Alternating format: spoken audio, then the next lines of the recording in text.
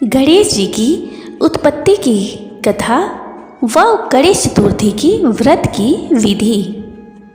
अत्यंत प्राचीन काल से भारतवर्ष में गणेश पूजा होती चली आ रही है। गणेश जी आदि देवता के नाम से विख्यात हैं।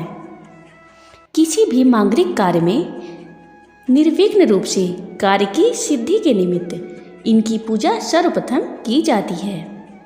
संकट से त्राण पाने तथा विघ्नों के निवारणार्थ इनकी पूजा शिव पार्वती तथा ब्रह्मादि देवों ने भी की है। यह विद्या, बुद्धि तथा रिद्धि सिद्धि प्रदान करने वाले देवता माने जाते हैं। इनका व्रत पूजन करने से संपूर्ण मनोरथ पूर्ण होते हैं। स्कंद पुराण के अनुसार इनके पूजन की तिथि श्रावण शुक्ल चतुर्थी से व्रत प्रारंभ करके भाद्र शुक्ल चतुर्थी तक करना चाहिए। भाद्रपद शुक्ल चतुर्थी के दिन ही मध्याह्न काल में इनकी उत्पत्ति हुई। एक बार कैलाश के शिखर पर निर्मित अपने अंतपुर में बैठी हुई जगत जननी माता पार्वती सखियों से शरीर पर उबटन का लेप करा रही थी। उसी समय अचानक वहां शंकर जी आ गए। इस अप्रत्याशित घटना से पार्वती जी अत्यंत लज्जित हो गई।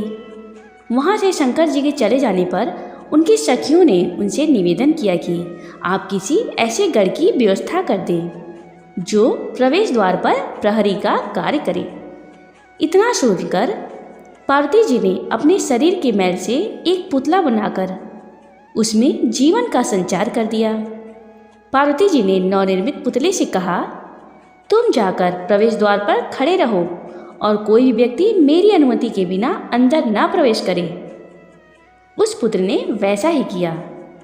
जब शिव जी ने अंदर जाना चाहा तो द्वारपाल वेशधारी गणेश जी ने उनका मार्ग रोक दिया। वाद विवाद ने युद्ध का रूप ले लिया।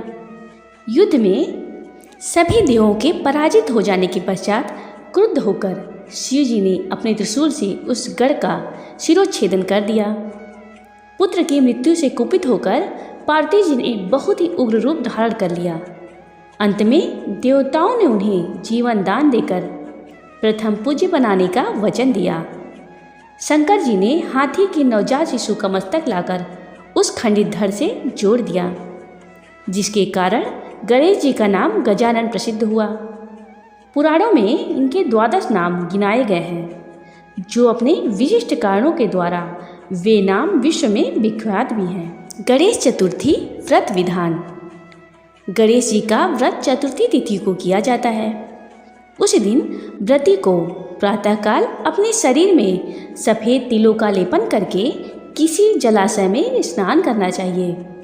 दिन भर व्रत रहकर सायंकाल आंगन को लीप कर मंडप बनावे और उसमें गणेश जी की मूर्ति स्थापित करके षोडशोपचार से पूजन के अनंतर उन्हें लड्डू का नैवेद्य अर्पित करें।